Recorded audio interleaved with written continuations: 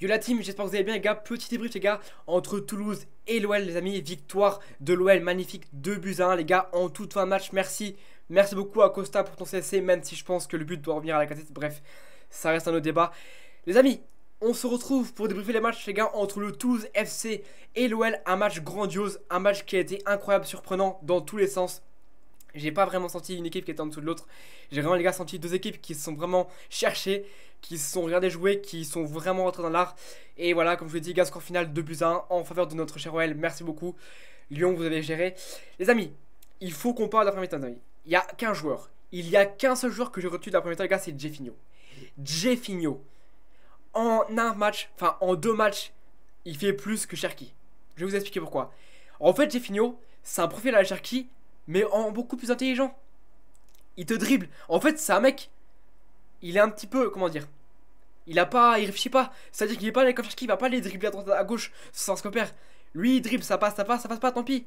Mais là, le dribble qu'il y avait en obtenant le penalty pour la cassette, incroyable. Les gars, sur la première mi-temps, j'ai retenu que Jefinho. Jefinho était partout. Il était partout. Et je sais pas comment l'expliquer. Alors, il obtient le penalty. Le général Cassette le transforme. 1-0 pour Lyon, magnifique. La petite célébration, que c'est ça. La petite célébration en faisant comme ça la caméra. On a capté directement Cherki et la Cassette.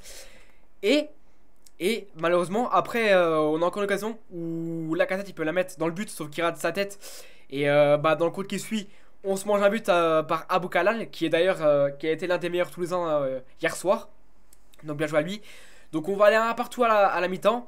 Franchement les gars, je vais être avec vous, j'ai pas senti de vraiment d'équipe qui prenait le dessus. Enfin sauf Lyon les 10 premières minutes et les 10 dernières minutes amis. Donc franchement on a géré les 10 premières et les 10 dernières. Mais on n'a pas été inconstant, on a tenu le rythme. C'est-à-dire que on a joué les 10 premières minutes bien. Ensuite Toulouse a repris la main sur le fil mais pas vraiment. Parce qu'on était plus dans une forme de gestion, ce que j'ai bien aimé. Et ensuite les 10 dernières on s'est contenté d'avoir la main sur le match. On va aller à la mi-temps, donc je disais un partout. On rentre en second mi-temps, il n'y a pas eu de changement. Et franchement, ce que j'ai pas aimé, les amis, c'est que on a été certes meilleur en deuxième. Ryan Cherki a été meilleur en deuxième. Là où Jefinho a baissé, c'est normal. Et il joue pas souvent. Faut qu'il s'acclimate à la Ligue 1. Mais pour ce qu'il a montré, pour moi, je le veux dire dans l'équipe en tant que titulaire indiscutable. Voilà. Donc voilà. Donc Cherki a été meilleur en second mi-temps. J'ai l'impression qu'il avait plus confiance en lui. J'ai vraiment l'impression que j'ai ressenti qu'il avait plus confiance en lui, à tenter plus de choses. Alors certes c'est impardable les occasions qu'il a ratées en première. Là où il peut décaler la cassette, il pouvait le faire encore une fois en seconde mi-temps. Là où il ne l'a pas fait malheureusement. Le milieu de terrain, faut qu'on en parle. Parce que ça m'a fait péter des crânes. J'ai pas montré en live, mais j'ai vraiment cassé mon crâne. Le penant je lui en veux pas. Mais Cacré, ton niveau de demi-finale de LDC, ton niveau là il est passé où? Parce que là j'ai pas capté. Le penant, on peut rien dire. Le mec qui a 19 ans, il a mon âge les gars. Wesh, il a mon âge les amis, 19 ans. C'est pas lui d'avoir les clés de milieu de terrain hein. Et Tolisso hier. Tolisso c'est le meilleur milieu de terrain qui a au milieu de terrain hier.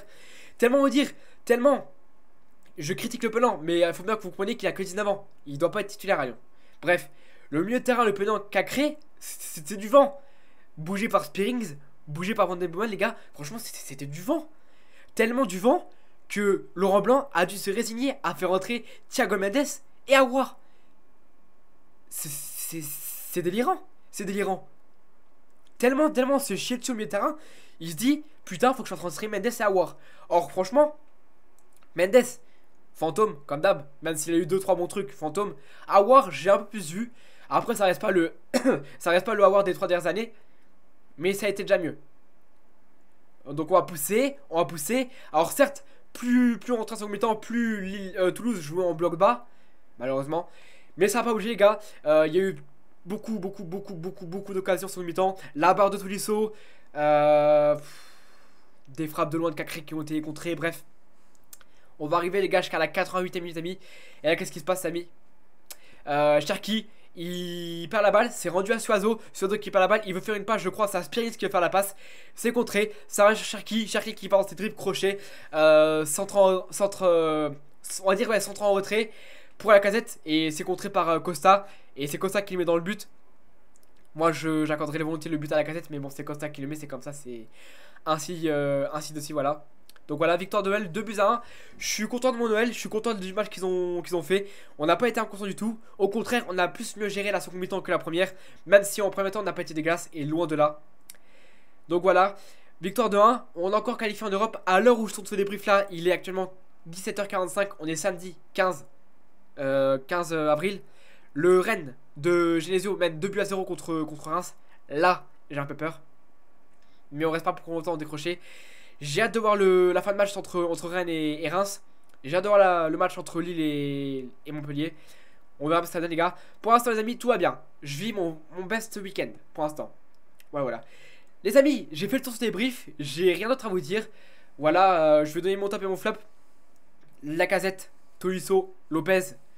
Je vais rajouter Lovren juste pour le kiff. Les joueurs qui m'ont dégoûté, je vais être franc, je vais pas faire dans la dentelle. Cacré, Le Penant et Loukeba que j'ai vraiment trouvé en dessous ce match. Mais bon, ça peut arriver à un écart de temps en temps, voilà.